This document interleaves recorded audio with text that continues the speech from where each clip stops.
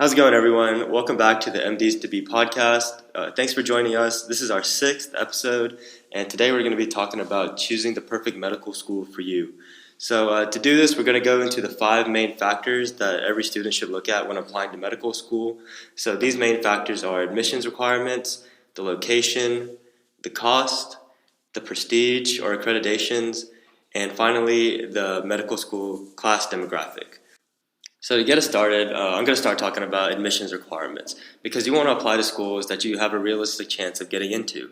So when you're looking at schools, the first thing you should do is look at the average MCAT score and GPA requirements.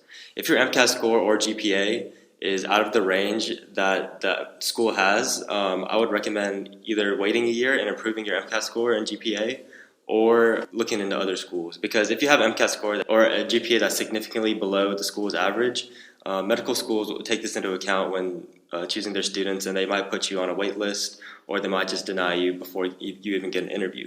So I feel like this is one of the most important things that you should look at when applying to a med school. In a study conducted on first and fourth year medical students, med students a majority of time said the admissions process was the number one factor in determining where they applied to med school.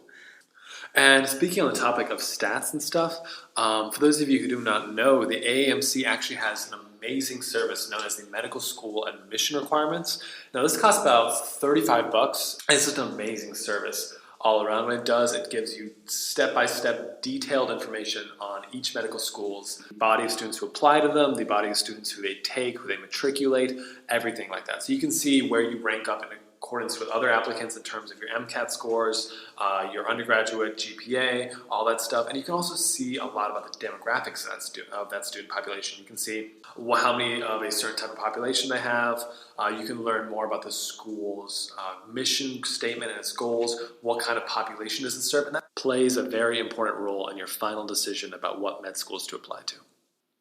So the next important thing that many students look into when applying to med schools is the location of the med school. So students have been shown to attend residency and practice in the state where they attended medical school. So keep this in mind when choosing a medical school because you could be living here for potentially a really long time.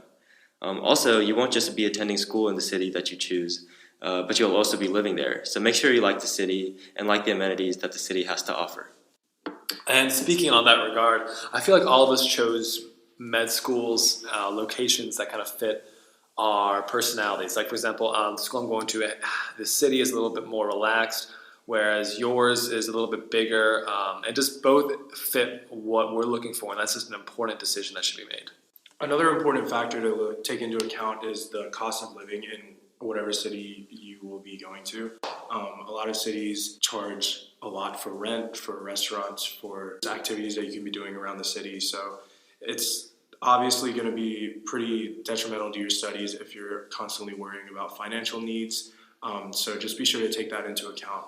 Also, not just the cost of living, but the cost of the school itself. So attending an in-state school will most of the time be cheaper than attending an out-of-state school. So make sure to factor that into your choice of the med school as well. Yeah, out-of-state med school tuition can be up to 2 times as expensive as in-state med school tuition.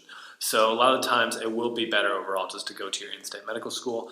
Although there is one caveat to this. Typically, if you move to somewhere to go to med school somewhere out of state, the way most states, I believe, do their residency is if you have 1 year of bills paid, you can apply to have an in-state residency, which would qualify you for in-state tuition.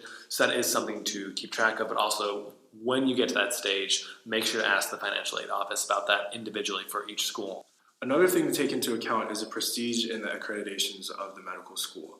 A lot of students end up matching for the residency at the same school that they did their medical school at. So it's important to be sure that you're comfortable with the name and the reputation of whatever school you're applying to, because you could end up there for much longer than just your 4 years of medical school. It's also important to look at the residency match rates for your medical school. Most med schools will post their match rates on their website, and it's important to go to a school that has a good match rate into a specialty that you would want to go into in the future. A final consideration in regards to the prestige or the academics of your school is the type of curriculum that they do. Most schools now are switching to a pass-fail based curriculum as opposed to having a typical letter grade style curriculum. And this can be massive for your mental health if you go to a school that has a pass-fail curriculum. 19 of the top 20 academic research medical schools in the United States have pass-fail in their first 2 years of their preclinical curriculum, so it's not niche in any form or fashion. And multi-institutional studies have found that students that are in those regular graded scale schools have significantly higher stress, emotional exhaustion, and depersonalization, and were significantly likely to have higher rates of burnout or consider dropping out compared to students in schools that have the pass-fail grading system. And furthermore, other research also supports this. When the University of Virginia changed to being pass-fail, preclinical students had higher well-being and vitality and overall reduced levels of anxiety and depression. So all the data makes it clear that pass-fail is the way to go for medical education. So consider that when you're thinking about what med schools to apply to. See if they have that pass-fail curriculum, because otherwise you are likely going to be stepping into a very competitive environment, and that can be a lot of stress on top of the already super stressful conditions of medical school. All right, so thank you guys for listening to this podcast. Be sure to join us next time when we talk about gap years.